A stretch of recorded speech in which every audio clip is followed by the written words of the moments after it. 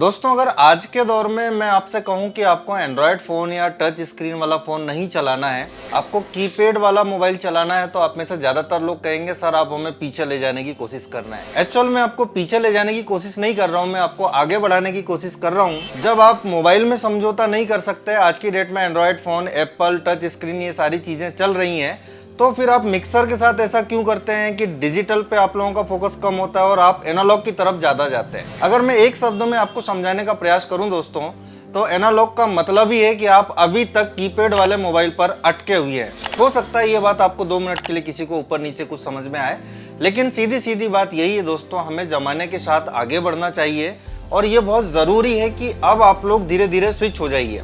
जिन brands के आप लोग एनालॉग मिक्सर चलाते हैं, उन्हीं ब्रांड्स के डिजिटल कंसोल भी आते हैं। मैं पर्टिकुलर किसी ब्रांड की बात नहीं करूंगा, लगभग सारे ही ब्रांड के डिजिटल कंसोल आते हैं जिनके आप एनालॉग चलाते हैं। जब कंपनीज ने, जब ब्रांड्स ने अपना सब कुछ अपडेट कर लिया है, तो आप लोग क्यों पीछे हैं? मैं यही कहना चाहूँगा कि आप लोग जितना जल्दी हो सकता है डिजिटल पर स्विच हो जाए। और जहाँ डिजिटल पर स्विच होने की बात आती है, आप में से ज़्यादातर लोगों को लगता है कि इसके लिए हमें बहुत सारा पैसा खर्च करना पड़ेगा। एक माइंड में थिंकिंग बनती है कि यार 4-5 लाख रुपए हमें खर्च करना है। अगर आपको खाली स्विच भी होना है तो आप एक बजट सेगमेंट के मिक्सर से स्विच हो सकते हैं। और आज का ये जो वीडियो होने वाला है, ये इसी टॉपिक पर होने वाला है। बहुत सारे लोगों ने मुझे कमेंट किया था कि सर हमको यामाहा लेना चाहिए या फिर डायनाटेक का ये DG24 मिक्सर लेना चाहिए। तो आज मैं क्लियरली बताऊंगा कि आपको कौन सा मिक्सर लेना चाहिए। अगर आप लोगों का बजट दोस्तों यामाहा MGP 32 का है, तो मैं क्लियरली ये बात बोल रहा हूँ, लगभग 1 लाख प्लस उसकी भी कीमत चल रही है, 1 लाख प्लस इसकी भी कीमत चल रही है, दोनों का बजट ऑलमोस्ट सेम है। तो मेरा मानना ये है दोस्तों कि उस एनालॉग को ना लेते हुए आपको यहाँ डिजिटल पर शिफ्ट होना चाहिए, ये एकदम क्लियर बोल रहा हूँ। और अच्छा बजट हो, और अगर आपको हाँ यामाहा ब्रांड ही पसंद हो, तो आप यामाहा की डिजिटल सेगमेंट में जा सकते हैं। लेकिन अगर बात बजट की है, आपको बजट सेगमेंट में मिक्सर चाहिए, तो आप ये डायनाटेक का DG24 मिक्सर ले सकते हैं।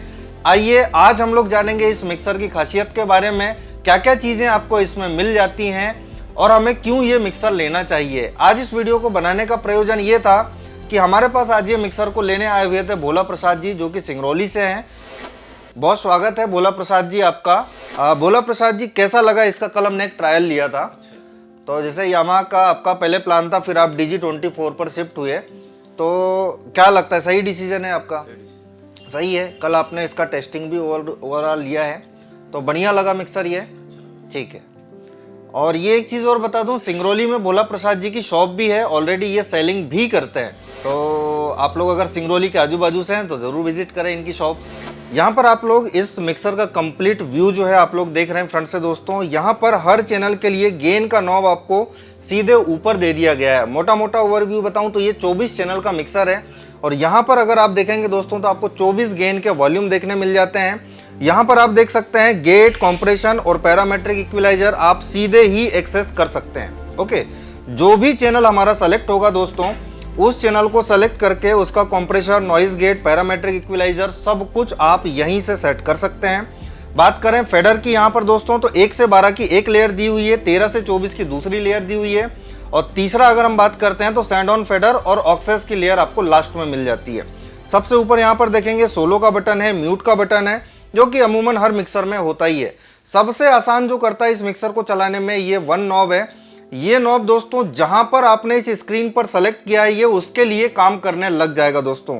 उदाहरण के लिए मुझे कंप्रेसर का थ्रेशोल्ड सेट करना है, तो मैंने जस्ट यहां पर टच किया, अभी आप लोग देखेंगे कि ये थ्रेशोल्ड के लिए काम करने लग गया।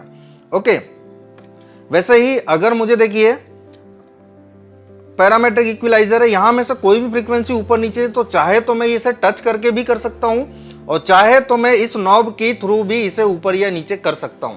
चलाने में मैं कहूँगा ये बहुत ही आसान है, एनालॉग से कहीं ज़्यादा आसान। आप इसको बस एक बार प्रैक्टिस की ज़रूरत है, चलाने में आपको बहुत ही मज़ा देने वाला है दोस्तों।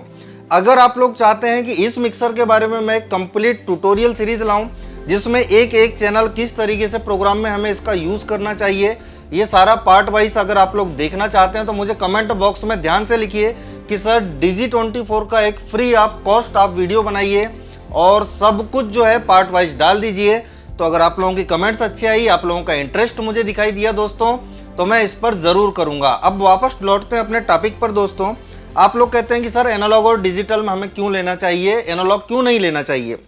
तो मैं आपको बता दूं, जब आप एनालॉग लेते हैं दोस्तों तो खाली आपको ये पैरामेट्रिक इक्विलाइजर मिलता है चैनल स्ट्रिप में। चैनल स्ट्रिप, एक चैनल में क्या क्या चीजें, उसको हम लोग बोलेंगे एक चैनल स्ट्रिप, क्या क्या चीजें लगी हुई हैं। खाली ये इक्विलाइजर मिलेगा, ऑक्स एंड मिलेगा। इसके अलावा अगर किसी में मिला तो वन नॉब कंप्रेशन मिलेगा। वन नॉब कंप्रेशन के साथ अगर आप काम करते हैं तो मेरा मानना है कि उससे बहुत अच्छे रिजल्ट आपको नहीं मिलेंगे। यहां पर आप देखिए लगभग कंप्रेशन के हमको सारे ही पैरामीटर देखने मिल जाते हैं। Threshold, attack, hold, release, ratio, ये हमारे बेसिक पैरामीटर कहलाते हैं किसी भी कंप्रेसर के। तो ये सारे पैरामीटर के साथ आप काम कर सकते हैं। प्रॉपर हर चैनल पे आपको डेडिकेटेड कंप्रेसर मिलेगा दोस्तों। इसके साथ ही यहाँ अगर आप देखेंगे तो आपको नॉइज गेट भी देखने के लिए मिलता है दोस्तों। ये देखेंगे आप लोग, ये नॉइज गेट आपको देखने के लिए मिल जाता है। इसके अलावा यहीं से आप लोग इफेक्ट की सेटिंग भी कर सकते हैं, इफेक्ट 1, इफेक्ट 2, जिस पे आपको जो लेना है ये उसके सारे ही पैरामीटर्स यहाँ पर देखने के लिए मिल जाएंगे आपको। ओके, तो इस तरीके से आपको ज़्यादा फीचर्स मिलते हैं। हर चैनल पे आप ज़्यादा अच्छे से कंट्रोल कर सकते हैं और इससे जो आउटपुट की क्वालिटी आती है वो बहुत ही अच्छी आती है। अभी उम्मीद है कि मेरी बात आप लोगों को लगभग समझ में आ गई होगी कि मैं क्या कहना चाहता हूँ, क्यों हमें एनालॉग नहीं लेना चाहिए, अब आज के दौर में क्यों हमें डिजिटल लेना चाहिए। वीडियो को लेकर अगर किसी के मन में कोई मतभेद है या कोई सवाल है तो कमेंट बॉक्स में ज़रूर लिखिए।